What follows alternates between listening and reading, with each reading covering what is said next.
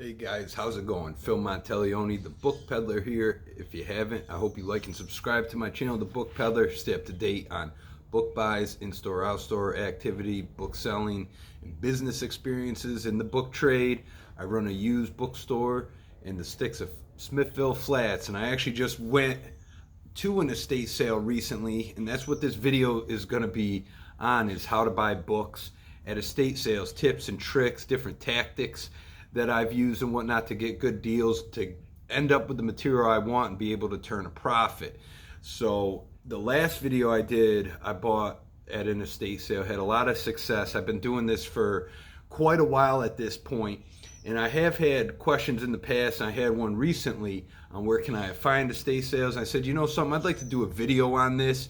A lot of people ask, where do you source books from when you start out? Well, estate sales are a great area to get into if you're getting into buying and selling books, to get your feet wet. Just one of the many things that you could start with basically when trying to source material.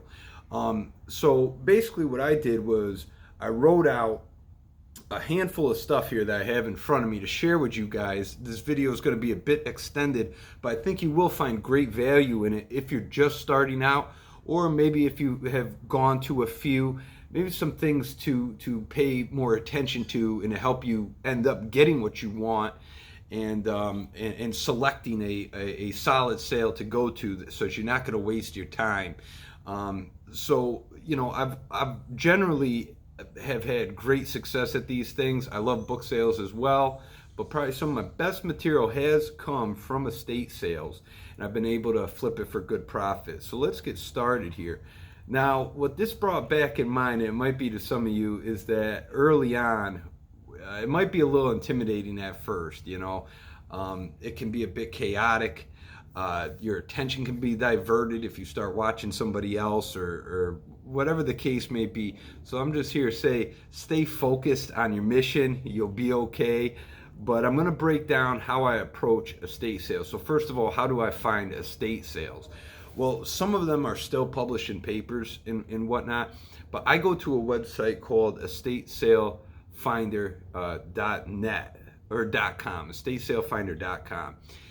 Here you can type in where you're located. You could select a radius of out to 50 miles out, 100 miles out, and it'll come up with all of those sales. Then you can narrow it down. So obviously I type in books in terms of items, and then it will narrow it down even farther to sales that have books. Basically, you can also sign up to email list. But it's a very good practice to check into a site like this regularly, because sometimes they'll come up, you know, only a couple days before the sale's about to start. So you'll definitely, you know, want to periodically check in so that you don't miss something. So you found a sale that looks promising. Now what? Well, first of all, what makes that sale promising? Just because it has books in it doesn't necessarily mean it's going to be the material you want that's going to be able to make you some money here. So you got to determine whether or not it's worth it first. Now, the thing is that a lot of the pictures that the estate seller will put up at a site like this are usually pretty blurry. Okay, you can barely tell the spines and what they say on them. Now, sometimes they will select individual books to put up a picture up, and we'll talk about that in a little bit. But what I do is I scan through the pictures provided. And again, it's very hard to sometimes see the pictures, but you can get a good feel for the potential there. So, for one, you can always reach out to the company as well to ask them what kind of material that they have there. To be quite honest, most aren't always that helpful, because generally speaking, a lot of people that run these estate sales really don't have a solid grounding when it comes to books. Books take a lot of time, in some cases, to look into. They just want to move them. But at least they can give you an idea. They'll probably say there's a little bit of everything, or they're going to say, you know, maybe they'll talk about particular genres. There's a lot of fishing books, or there's a lot of romance novels, whatever the case may be. So just keep in mind though, they're trying to get you to this sale too, maybe to hopefully get an impulsive buy, even if there's nothing there. So cut through, weed through, read between the lines. You know what I'm saying? What they're telling you. When you look at pictures, after a while, you're going to know what World Book encyclopedias look like, the spines, or Reader's Digest. Or if there's a bunch of glossy spines, you're going to know that they might be commonly printed material like a James Patterson or what have you, Sue Grafton. And you're probably going to want to stay away from it. Generally speaking, the value's pretty dismal on popular printed material. Low end, not really worth the effort. Now, if there are individual books in a picture, all the better, especially multiple pictures of individual books. They have deemed that these items are special enough to be put as for their own picture. Now you have time to look into this a little bit more and research it and figure out a value. Most estate sales people will not tell you what they've marked the item for. So you got to know what you're willing to pay for it. If it's a specialty book, like if they're claiming it to be a first edition, again, you got to be a bit hesitant. Not hesitant, but you got to be a bit aware is the word. That even though they're not outrightly always like being deceptive about what they're saying, it may very well be a first edition, but there's different states of that edition. And like say if there was corrections in the wording in that book, it can devalue it from the original state text. So it's something to be aware of. So when books are selected individual, there most likely will be similar material there as well that may be worth even more or just as much. A lot of times I found that. And sometimes I found even more significant material than what was being photographed actually. So anyways, but just be aware that not everything seems to be what it is if they're saying it is. If it's a first edition, be sure to know what those first edition points are, especially if they're asking for good money for them. It can drastically change it. Now, what I do is I start to put together basically a profile of who owned the estate. Okay, the individual may have been a doctor and his hobby was big game safari hunting. So right there it tells you like this guy has some money. He could afford quality items. You would think he might have that mounted rhinoceros or something on the wall. He may also have some beautifully books on safari hunting or gun books, you know, because that's related. And basically those can be worth some big bucks. Or maybe he wasn't a reader and his wife was, and you just see those glossy covers that are James Pattersons that aren't worth a dime really, in most cases speaking. So if there's a big general bookcase in the house, I'm looking for something of quality. I'm trying to look for leather, like Safari Press leather, Amwell Press, maybe Franklin Library or Easton Press leathers, slip boxes. I'll try to determine if there's old calf leathers in some of the pictures. Anything that sticks out on a shelf as being potentially valuable. Now we're getting somewhere. Now this sale is looking pretty promising. Again, get all the details as possible. I think you understand, you know, what I'm saying here. Let me scroll up a little bit. I don't want to make sure I miss anything. Again, if there's maybe train pictures on the wall, maybe there's a bunch of train books if that's a good field you're in. Now, there are descriptions of the owner as well sometimes as to their collection. Now, to where they'll say, oh, this was Dr. So-and-so and this is what he did. Like the last state sale I was at, it said the guy was from Czechoslovakia. His family owned a company in NYC. You know, the real estate in his area was multi-million-dollar homes. You're building a picture of this guy. I saw on the walls that there was a lot of fantasy art, a lot of pulp comic stuff.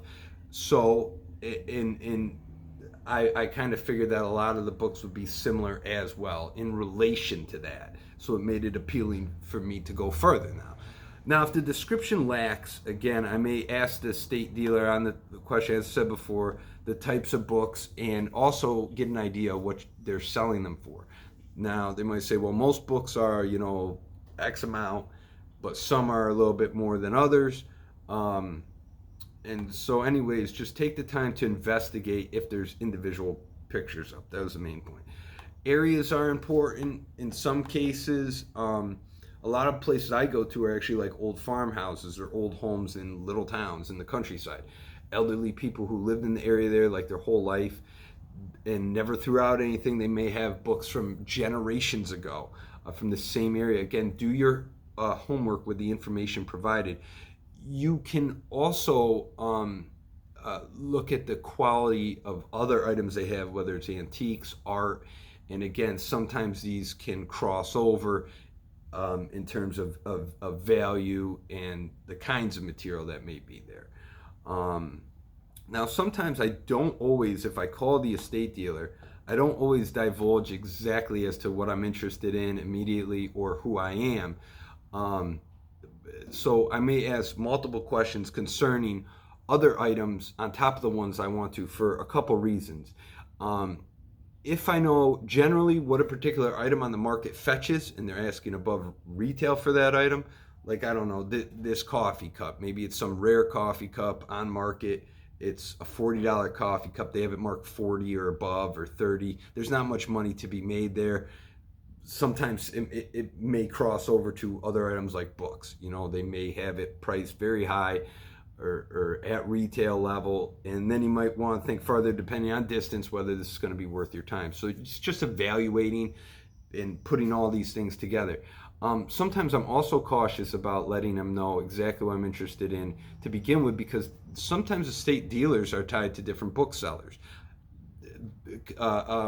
Relationships may vary, but they could tip off another book dealer. There's going to be another book guy here, and generally there always is going to be competition at these estate sales, but the less they know, the better sometimes. Generally speaking, then that guy might get there even an hour earlier than he normally does, just to ensure his place in line, and he's going to beat you to the best stuff. So again, just words of caution, maybe how to word things or how to go about things may be, beneficial to think about a little bit ahead of time. And they could also tip that person off as to exactly where the material he's looking for is in that house. And that's the thing. So I always try to get to an estate sale 2.5 hours earlier ahead of time to get a strong position and first grabs at what I want. Don't be lazy, plan your driving route, have gas in the car, okay? And also, like, on top of this, ask if there's a sign-up sheet. If there's a sign-up sheet, it's going to be put out there sometimes the night before. Ask about that. Get there and sign your name up. This way you can go eat breakfast, you can hang out in your car. I mean, I've actually spent the night in front of people's houses to make sure that I'm first in line or top 5 in line to get what I want. Is it worth it? Absolutely. If you know the value of something in that house and have a general idea what it's going for, it's going to be worth losing a couple hours of sleep or a few hours of sleep. It's not a big deal. It's one special day. You can do it. Don't be lazy. Now, how do I know where items are located that I want? Now, what I do, or at least gives me a strong idea as to where they are, I study the pictures. Now, I've told people this before and they think I'm nuts, but it does work, and I've had great success at doing this. So, for instance, if I see a promising room and there's multiple pictures of the room, say I'm looking for a window shot that can let me know whether this is upstairs, or downstairs, or maybe basement level. So let's say it's upstairs. Now I'm looking for the next photos. I'm looking for that hall shot, finding the stairs that go up. I want to know what the hall looks like, the pictures on the wall. You're getting a mental mapping of the place is what you're doing. So here's a hallway with pictures on the wall for sale. There's an open door in one of the hallway pictures, and you catch that I don't know, desk or bookshelf that's in the crack of the door or something like this. You see it in that photo, just a small partial glimpse, or a photo on the wall that you had seen earlier in that room. You see a glimpse of it. So now, judging by the window, you know it's upstairs, you know it's down the hall. You don't know whether it's right or left yet, but you know the pictures in the hallway that it leads right into. Mental mapping. Okay, so now you look at more hall pictures if they're there. One shows a window open on this end, the other is a closet. Again, is it to the left or the right? Piece it together and get a general idea as to where that room is that you want to hit first. Okay, so that's how I go about it. I build a mental image of the layout so I can quickly move to the most desirable location first and get the items that I want. Don't get overwhelmed when you first enter the home. Stay the course and stick to your battle plan. I want to go upstairs to this book room, basically. It's to my left, by the window in the hallway. Okay? Last door on the right, whatever. What I always do is I bring at least 5 or 6 thick book bags. Not bins, not buckets. I bring book bags or like grocery bags. They're very durable, and they're great for stuffing them with books, okay? Another tip is get a spouse, family, friends to go with you. This I found to be so exceptionally important. In a lot of cases, my mom goes with me, my sisters have gone with me, my good friends have gone with me. They think it's crazy. They do end up loving it for the most part. A lot of them really do enjoy themselves there because it's a lot of fun and it's kind of exciting. But this is what I do, is how I set up with them. I explain exactly what I'm doing, and it's what I'm going to share with you right now.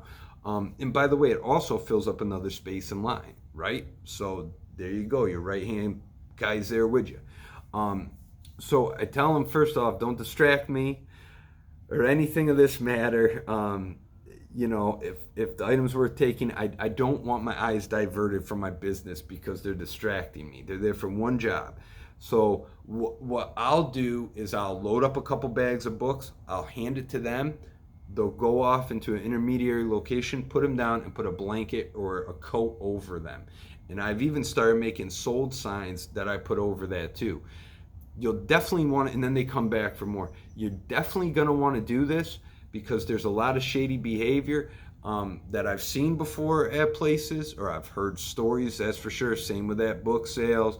You know, if somebody gets sticky fingers and they get under that blanket you have with their books legally, snap their hand. But anyhow, yeah, old grandma's busting in, break her hand. But no, honestly, it's going to prevent wandering eyes, because if another dealer sees a book on top that's like a $400 book, sometimes they can't help themselves, put it that way, and they do this dirtball behavior. That's not everybody, but it does happen. So anyways, that's just the nature of some people. So once you have that intermediate area set up, your right hand guy is going to come back for the next load, basically. If you're doing this by yourself, it is a lot more difficult. I continuously will check back into the room, back and forth, just to make sure no one's touching stuff. You know, because I'm paranoid about it, and it does happen again. So anyways, I go through a place completely minimum 3 times. Your eyes are always going to miss something. So do yourself a favor and take your time to go back, okay? Now let me see here. Let me scroll down a little bit. If you're still watching this, guys, I hope you like and subscribe to this channel. I took some time, getting my thoughts out on paper for you guys, so I really hope you're enjoying this, and this is helping you out at your next state sale, or your first state sale. So another little pointer thing, take your time. Say if there's a box of ephemera, you don't necessarily have the time, or I don't, and I'm not going to take the time then and there to go through every little piece of ephemera. If it looks promising, take the box and put it in your pile. Look through it later, okay? If people get pissed, so what? Buy the whole box then, okay? That's what I say. Your money's going to be made in it, okay? If you're confident and you know what to look for. So I don't let the prices bother me at the time. Many cases, things are priced to sell. State dealers don't want to deal with books and look up every individual book or piece of ephemera. They don't want to get stuck with it and pile up. So when I'm done, I go back through the books. I'll quickly breeze through them. There might be writing in them. I don't want that. I'm going to put it back. Okay.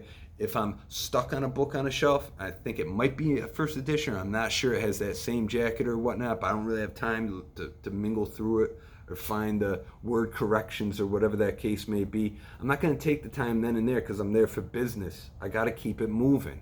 Okay. Because the more time that you waste looking through that book, the more material others are going to scoop up, other dealers and collectors. So get in the bag and look at it later. And as long as they ain't breaking the bank, it's not a big deal, okay? If you leave with a dud or a few duds, who cares, okay? So don't overthink this stuff, okay? Bag it and move on. Now, sometimes the assistants at these estate sales will add up all the books if they're priced, give you a final number. And many a times on the spot, they'll give you deals. If they see you buying, 100 plus books, even 50 plus books, they're going to give you generally a break from the normal price. Sometimes they'll say, well, make me an offer on the lot. So have a number in mind and be prepared for that when they ask for this. Now, I don't nickel and dime stuff. I do ask for better deals if I feel it warranted, but generally they give you some pretty good deals. They'll be lenient. 9 times out of 10, they'll take your offer. But I don't try to beat people up because the one thing is you don't want to be that guy that's a pain in the ass. Every time you come to sale, they cringe because you just know you're going to be in their ear and continuously trying to knock them down. They're going to be less likely to deal with you. You want to have a decent reputation in good conduct. They're going to enjoy you there, and they're going to give you good deals. So be pleasant with people, okay?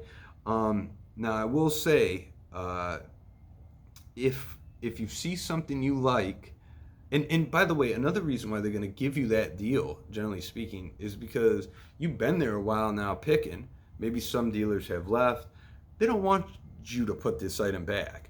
The second day, they may reduce the cost by 50% or 75%, and your offer is better than that, and it might not sell after you leave unless if it's 50%, and then they lost money that they could potentially have.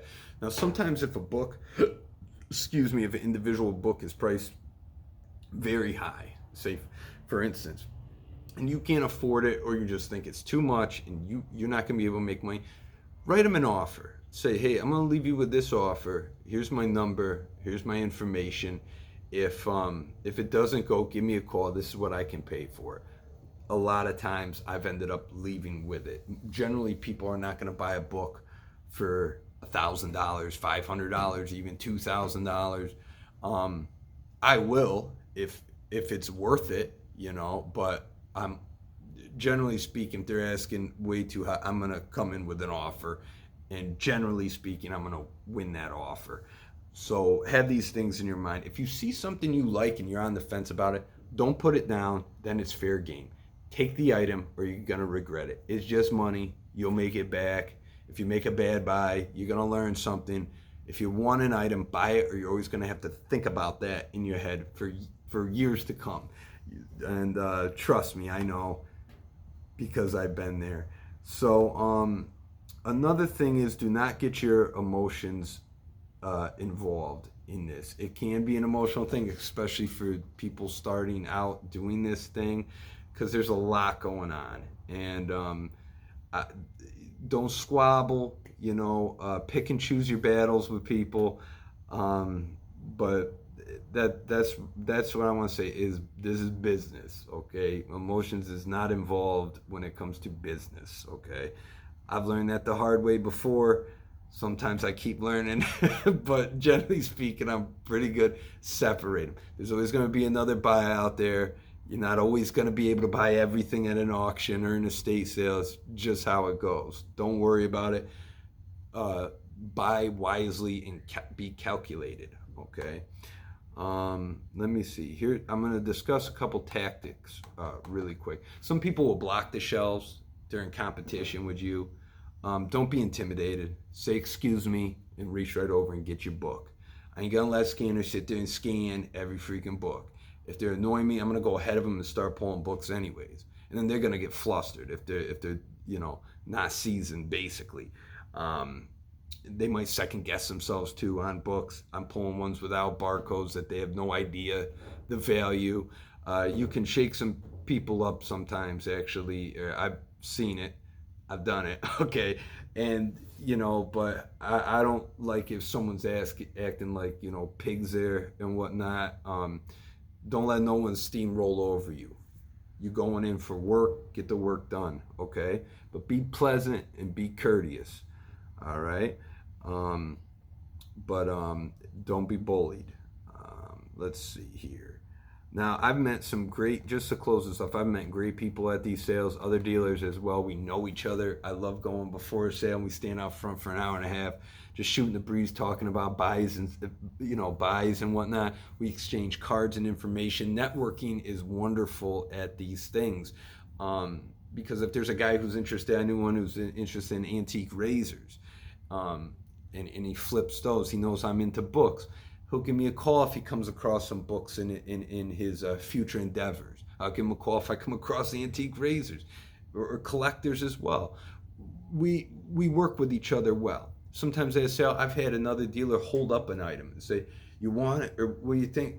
They just hold it up. I give them the thumbs up or the nah, and they'll either buy it or they'll bring it over to me, and then I'll buy it.